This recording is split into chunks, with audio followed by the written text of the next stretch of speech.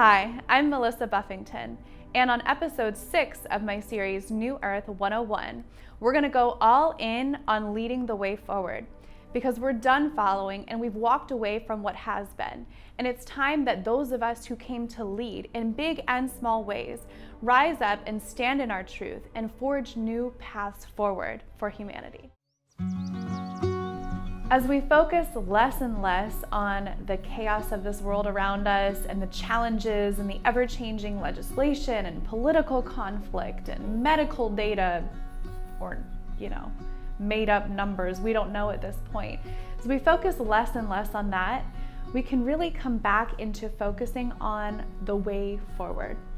And the thing that I believe about this is that every single one of us who's having this conversation, who isn't just reacting to what's happening in the world, was born to be a leader at this time.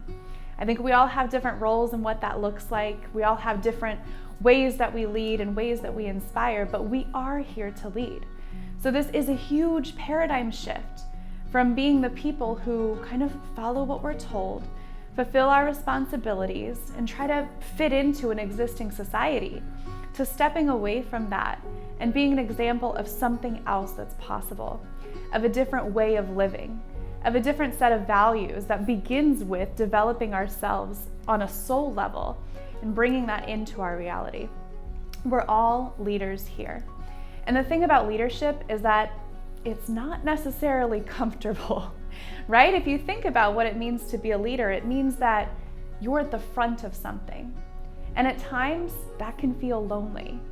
It could feel like you may not even know exactly where you're going for sure. So it takes a level of faith and a level of trust.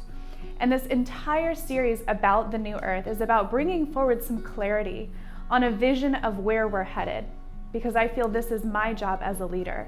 And we each have different contributions to what that looks like. Perhaps your passion and your role lies in the realm of education and working with children. And what are we going to do with the next generation now that we've pulled them out of a system of indoctrination?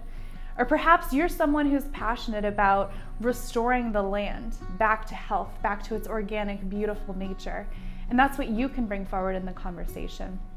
So whatever it is that you have a passion and a desire to see changed in the world, focus in on what you desire that to be, on what that looks like. We're in a time where it can be overwhelming and it can be scary with all of the unknowns and all of the uncertainty. But what we can do is create something new. And all of that begins with a vision. It begins with imagining something else that's possible. This is the early step in leadership, is the shift from reacting and just experiencing the waves of emotion that everyone else is. We can feel those things, of course, we're human. But we have to take it one step beyond that and go, okay, if we have a blank canvas, what's next? And not everything is going to be set in stone. This is an evolving process that we are co-creating actively together.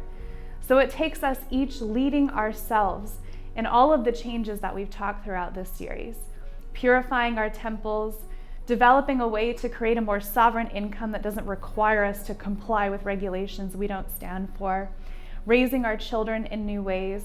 When we lead ourselves in this way, we're inevitably and naturally also serving as a figure and a leader and a light for other people on the path forward.